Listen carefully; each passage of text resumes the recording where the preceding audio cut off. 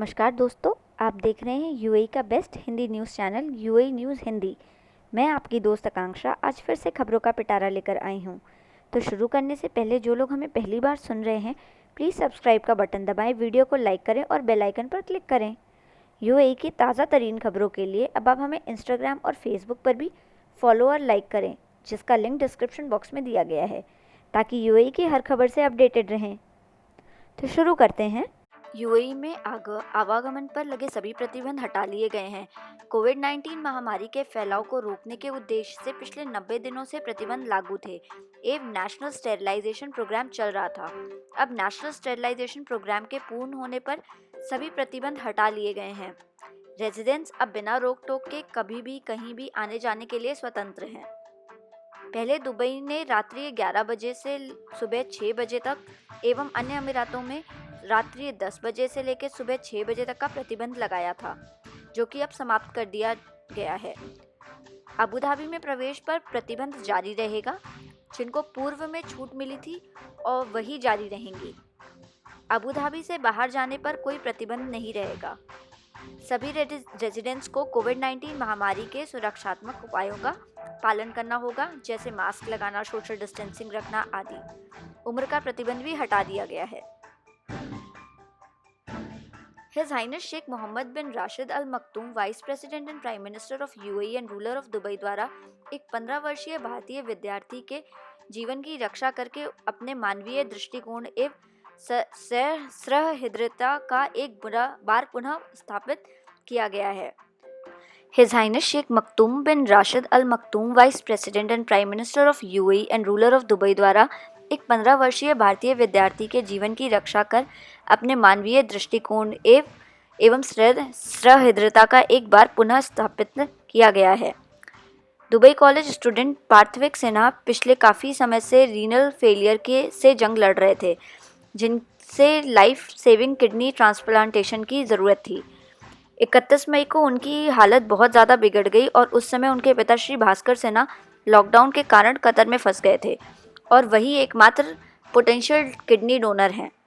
श्री भास्कर सिन्हा के इकलौते पुत्र पार्थविक की इस दुर्दशा को सुनकर शेख मोहम्मद उनकी सहायता के लिए आगे आए। मंगलवार को प्रधानमंत्री कार्यालय में एक पत्र फूलों और आईपैड के साथ पार्थविक को मिला।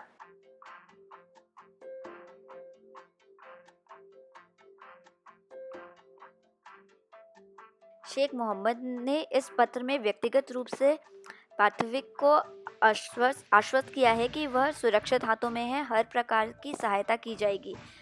पार्थविक के पिता श्री भास्कर सिन्हा मंगलवार को कतर से वापस आ गए हैं। अल जलीला फाउंडेशन पार्थविक के पूरे मेडिकल खर्चे को वहन करेगी। ज्ञात हो कि पार्थविक एक वर्ल्ड साइंस स्कॉलर हैं और दुनिया के 18 वर्ष से कम आयु के असाधारण 75 गणितज्ञों में शामिल हैं। कोविड-19 महामारी के कारण पूरी दुनिया में फॉरेन डायरेक्ट इन्वेस्टमेंट में काफ़ी कमी आई हुई है, किंतु दुबई ने एफडीआई में विश्व में अपना तीसरा स्थान बरकरार रखा है।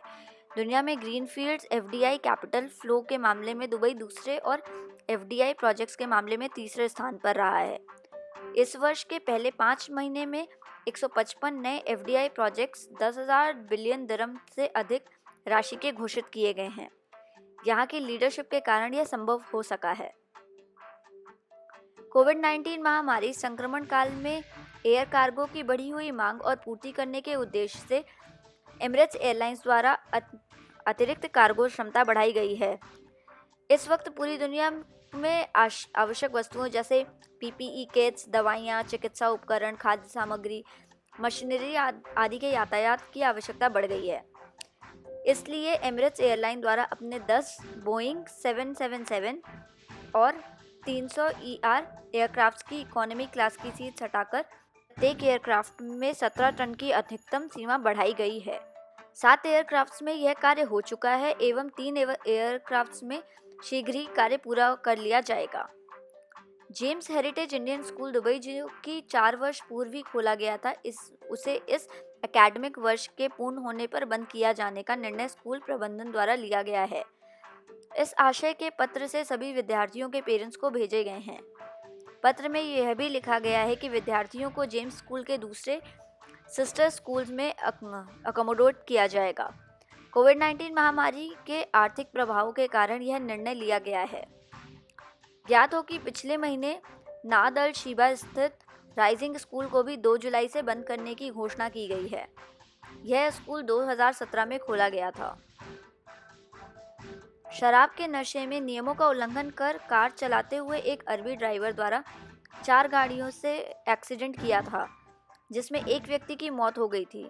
इस लापरवाह ड्राइवर को federal supreme court Abu Dhabi द्वारा 1 वर्ष की जेल और 15,000 दिरहम के फाइन की सजा सुनाई गई है। साथ ही उसको 2 लाख दिरहम का ब्लड मनी मृतक के परिवार को भी देना होगा।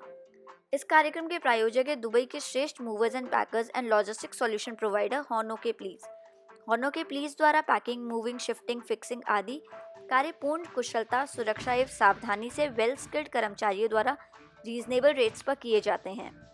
हॉनो के प्लीज द्वारा कंपनीज को लॉजिस्टिक सॉल्यूशंस जैसे रेंटल ट्रक्स, बाइक्स, ट्रेलर्स आदि भी उपलब्ध कराए जाते हैं। संपर्क के लिए वेबसाइट honokeplease.ae को विजिट करें और कॉल करें। डिस्क्रिप्शन बॉक्स में सारी डिटेल्स दी गई हैं। शारजाह में सलून और ब्यूटी सेंटर्स को कस्टमर सर्विसेज बढ़ाने की अनुमति म्युनिसिपैलिटी द्वारा दे दी गई है। शेविंग, ट्रिमिंग आदि सर्विसेज शामिल होंगी, जिनमें स्पा, मसाज और मुरक्कन बाथ की अनुमति अभी तक नहीं दी गई है। कोल्ड और फ्लू के लक्षणों वाले कस्टमर्स को प्रवेश की अनुमति नहीं होगी। सभी को कोविड-19 सुरक्षात्मक उपायों का पालन करना अनिवार्य होगा। पेरिस का विश्व प्रसिद्ध एफिल टावर गुरुवार से विजिटर्स के लिए पुनः खोला जाएगा। टॉप पर जाने की अनुमति नहीं होगी, सिर्फ सीढ़ियों से चढ़कर जाना होगा। लिफ्ट चालू नहीं की गई है। विजिटर्स की संख्या सीमित होगी। ऊपर चढ़ने और नीचे उतरने के लिए अलग अलग रास्ते होंगे। सोशल डिस्टेंसिंग के लिहाज से यह व्यवस्था की गई है।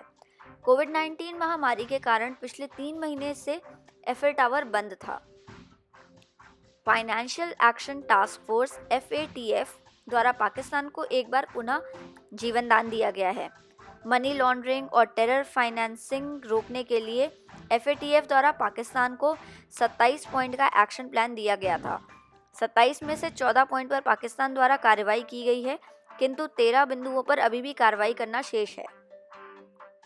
पाकिस्तान द्वारा की गई कार्रवाई को रिव्यू करने के लिए FTF की मीटिंग प्रत्येक 3 महीने में होती है।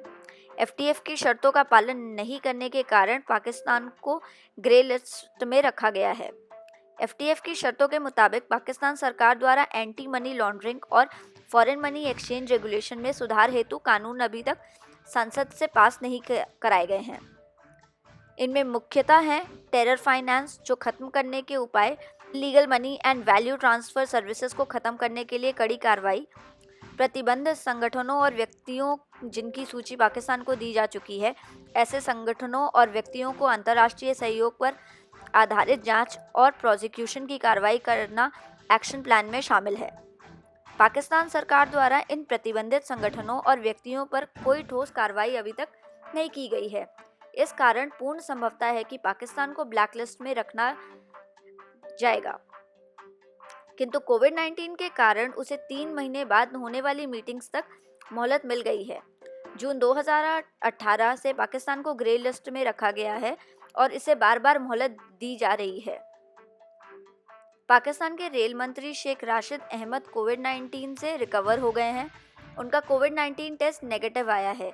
ज्ञात हो कि 8 जून को उनका कोविड टेस्ट पॉजिटिव आया था। तब से वह सेल्फ आइसोलेशन में थे। Gold rate 18 carat 164, 20 carat 191.25, 22 carat 200.50, 24 carat 213.50 dirham प्रति ग्राम है।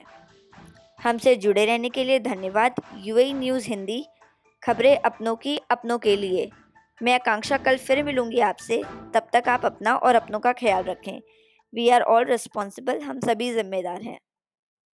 शुक्रिया, सत श्री अकाल, धन्यवाद।